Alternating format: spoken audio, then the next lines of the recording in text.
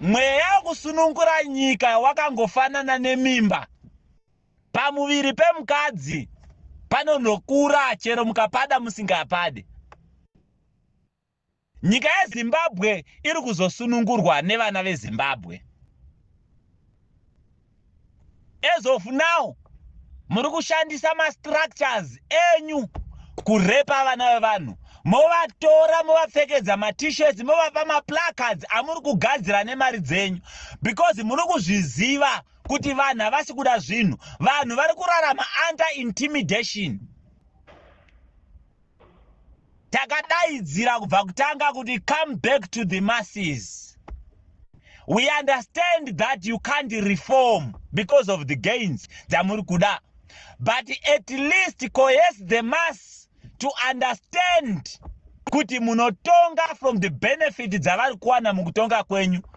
As of today, the worst situation in a Cape number 3 ndeyekuti vacho vari kunzi are the beneficiaries after violating the constitution, because the incumbent must not benefit, but the incumbents are going to benefit from the parliament, senate and the president, but all those people are disconnected from the mass. Muri kushandisa ma-structures amakatenga kuti vagone kumanikidza vanhu. Imi motora ma-photos moshandisa kujustify, because your focus is on the international media. No wonder why Mkoma Farai pandanga ndinavo mu studio vakataura kuti we are doing well because the World Bank yakarecommenda kuti we are growing. We gained the international recognition nekuda kwekuti World Bank yati approve. Mukati makawina award tourism. Saka Zimbabwe is going into places. How you measure the growth and good governance. Vari kutaura kuti hatina mabasa. Havana kukwana kuti vakuudzei kuti zvinhu hazvisi kufamba zvakanaka. Vari kutaura kuti hatina mapensheni edu akazodyiwa nenasa kare. Havana basa kuti vakutadze kuti zvinhu hazvisi kufamba zvakanaka.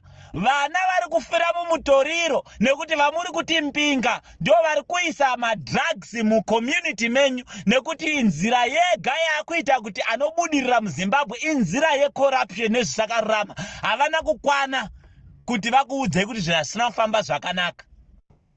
Vari kutaura kuti isu sevashandi hatisi kuwana mari inokwana kuti tichengete mhuri. Zvinhu zvedu hazvina kufamba zvakanaka. Hatina production munyika iri kuisa demand kuti vanhu vawane employment inoita kuti mari circulate munyika. Havana kukwana vanhu ivavo kuti vakuudzei kuti zvinhu hazvina kufamba zvakanaka. As long the international bank yataura kuti muri kukura, nekuti vari kuwana zvavari kuda, muri kutengesa zvido zvenyika muchifadza zvido zvevekunze.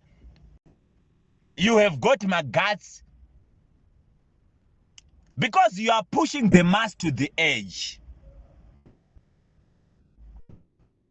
And regai tikuudzei kuti simba repolice and simba remasoja ari kurire vanhu. Izvo ndo zvamofanirwa kugara makaziva. As of today, muri kuita strengthen mitemo yepaborder, a looting on the go. Yamuri kuziva kuti wamuri kutorera shuga, imi wacho hamusi kukwanisa kusapota kambani yeshuga kuchiredzuku. Vashandi vekona nhasi havasi kuwana mari zvakakwana. As of now, Minister Tatenda Mavetera,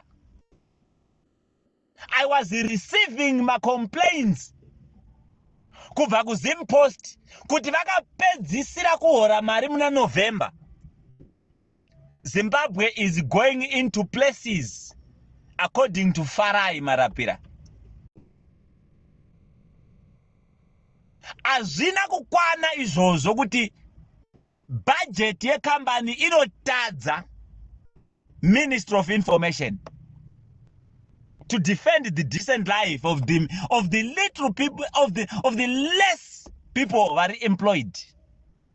But Zimbabwe is going into places.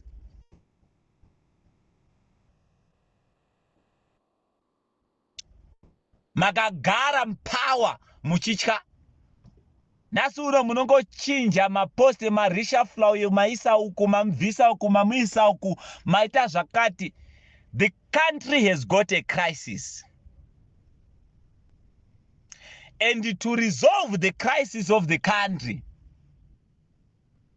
the first stage is to admit why the Chiti ZANU-PF has got no hope with the people of Zimbabwe. You can't resolve the problems zamuri blind to. Amusi kuona zviri kuitika. And izvozvo takazvitaura. I think by August ndakataura message pano ndikati one of the reasons yekuti muone kuti utungamiri hwapererwa nenyasha, it becomes blind to the problems of the people because you are the servants of the people.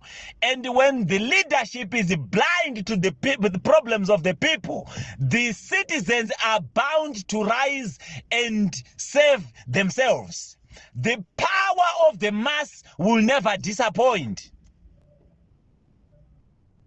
Ndanga ndichitaura nevakomana vanga vachinditsvaga vachiti general tatanga mobilization nekuti tiri kuenda kuembassy, toda kunovhara embassy and consulate same time over the crisis iri kuborder.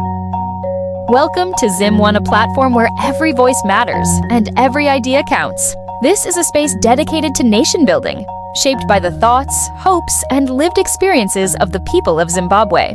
From the streets to the classrooms, from farms to factories, from elders to the youth, we bring together brilliant points from different gatherings of citizens across our nation. These are conversations rooted in reality, driven by patriotism, and guided by the belief that Zimbabwe's future is built by its people.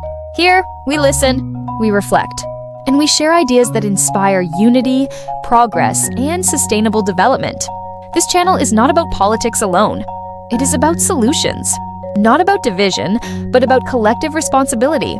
Join us as Zimbabweans from all walks of life contribute insights that strengthen our communities, uplift our nation, and shape the Zimbabwe we all want to see. This is our voice. This is our vision. This is nation building together.